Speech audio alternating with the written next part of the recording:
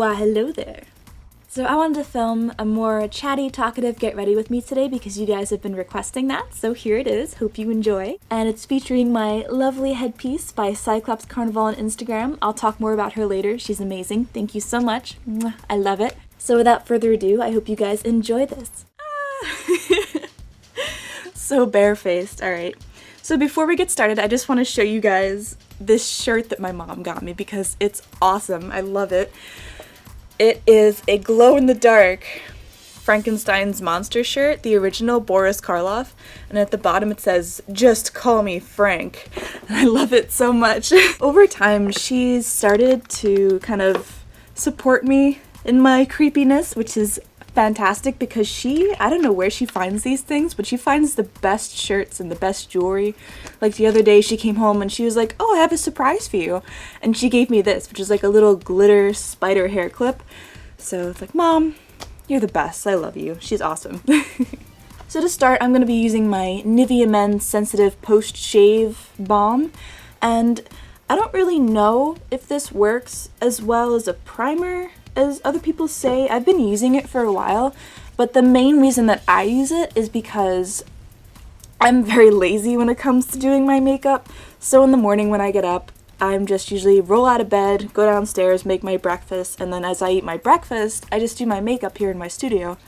So my face, I do try to moisturize it every night, but even still, it's a little dry in the morning, so whenever I put this balm on, it just makes my skin so smooth, and any dry skin that I might have, it's just gone, which is so neat. So I love doing this first. So I let that dry a little bit, and then I'm going to be going in with my L'Oreal True Match. The bottle's so pale you can't even see it, but it's the one with sunscreen in it, and I really like this foundation. I have the Kat Von D one as well, but I find that this one stays on better and doesn't crease as much, so I usually use my Kat Von D one when I'm doing lip art and I do my foundation beard, because, again, I'm very lazy, so I usually just take my lip art pictures from here down, so that's the only place I put foundation. It's just like a little beard. So I'm going to be taking a beauty blender. This one is from Real Techniques.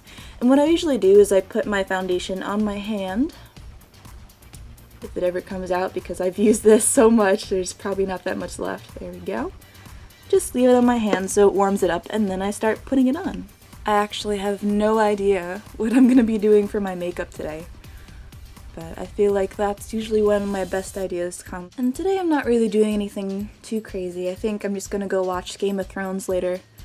And before that, hopefully go shopping. Someone just opened a Forever 21 near me, and I was very excited because most times where I live, there aren't too many, well, there aren't any, to be honest, good alternative clothing stores. I mean, there's Hot Topic in the mall near me, but that doesn't really count. So I like the more traditional goth, you know, all black, very Victorian, the big poofy skirts and the corsets and all that stuff.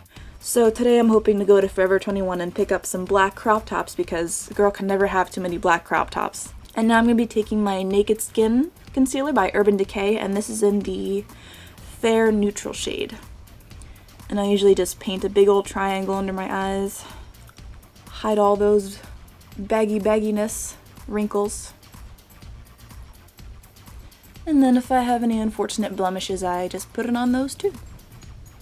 And for this foundation, for this concealer, I find that if you let it sit on your skin for a little bit, it's a lot better and it stays, because if you just like go in right now after you put it on and blend it out with your beauty blender, I find it doesn't really work as well, so I just gotta let it sit. I'm trying to look for inspiration for my makeup on Instagram because I know I want to do something with black and purple, but I'm not sure exactly what.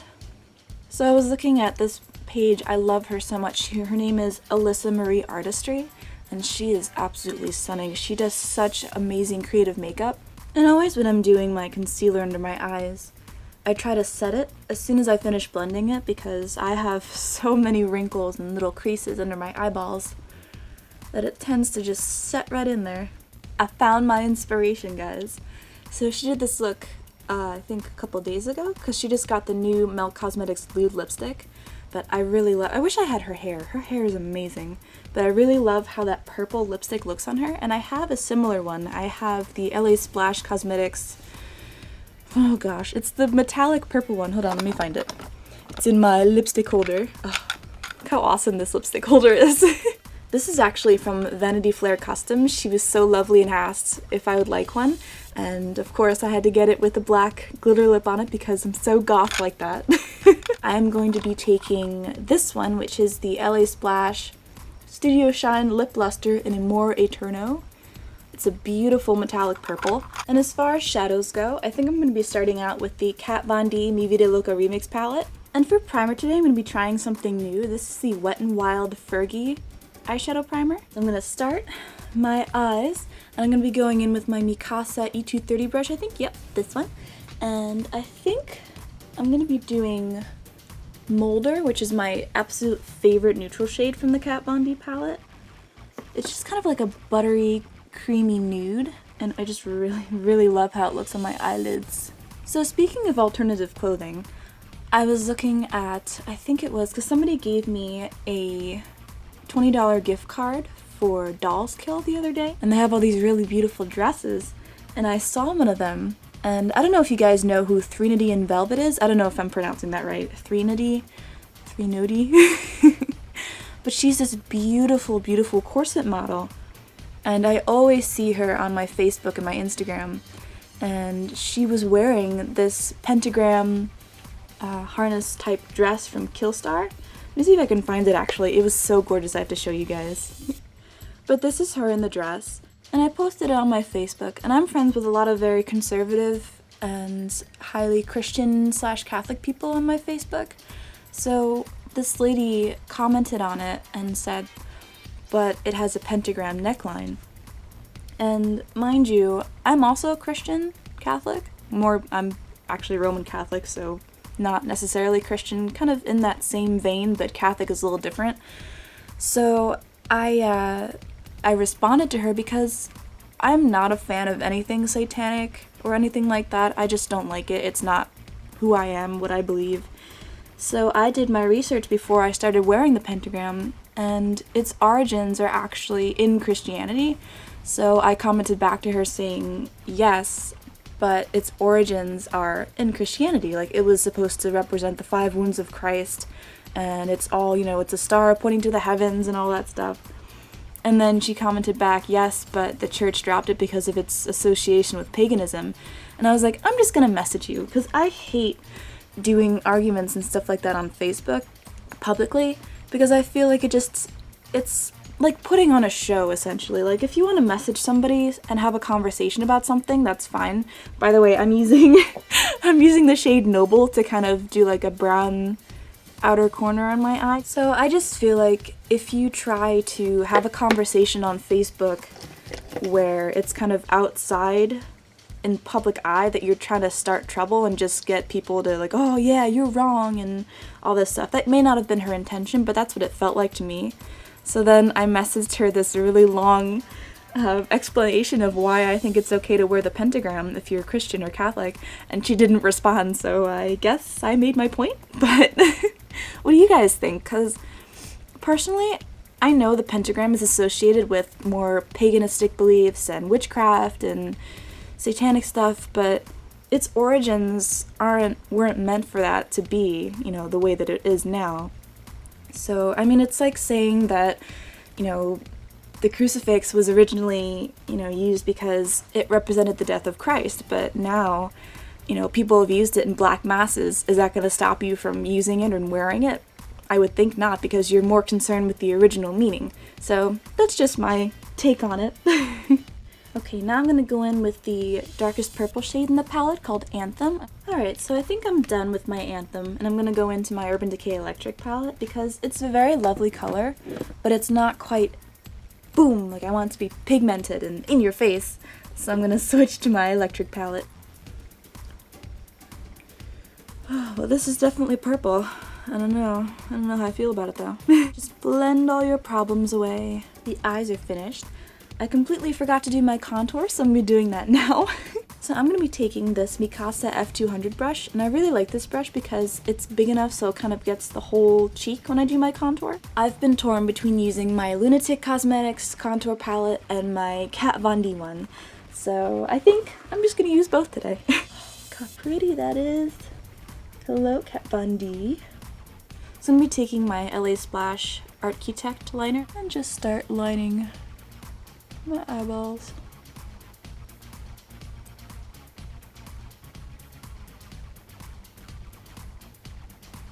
Now I'm going to switch to my tried and true black Paradise paint from Mayron, as you can see, well loved.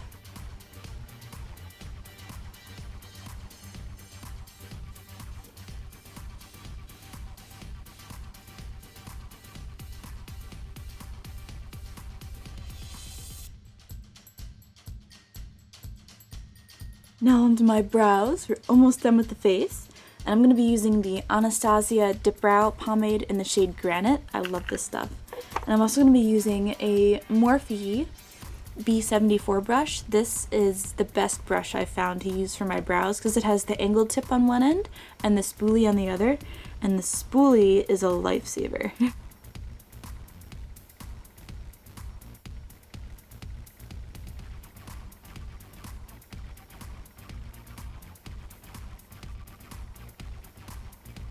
Yay, brows are done. I also added a quick coat of mascara on my upper lashes.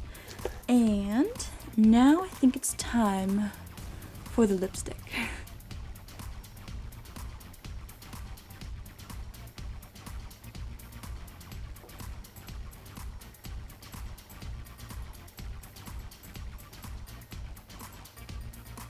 So I put on some lashes from Coco Lashes in the style Bella.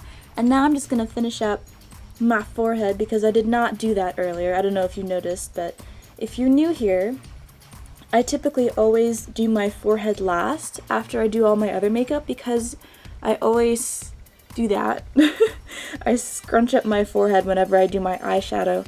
So to avoid creasing, I always just do my forehead foundation at the last moment, and then I quickly powder it so it doesn't go anywhere. I'm going to be wearing this beautiful custom-made headpiece. It was made by this lovely lady on Instagram. Her Instagram handle is Psyclops Carnival. I'll put it here on the screen so you guys can see.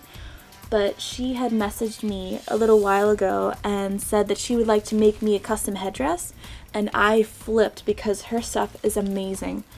She knows that I love ankhs and all things related to Egyptian culture, so she put an ankh as part of my headpiece, and I really love it. It's so pretty. The only thing that I would change about it is that I wish the ankh was a little smaller, because whenever I look, I'm like, oh, shiny! I see it in my vision. But I think it looks beautiful, and I love the color flowers that she did. I think she hand painted all of these as well. So thank you so much. I love it. And she also sent me some ankh jewelry as well, so I'm definitely be wearing that today. And I'll show you guys my full outfit in a minute.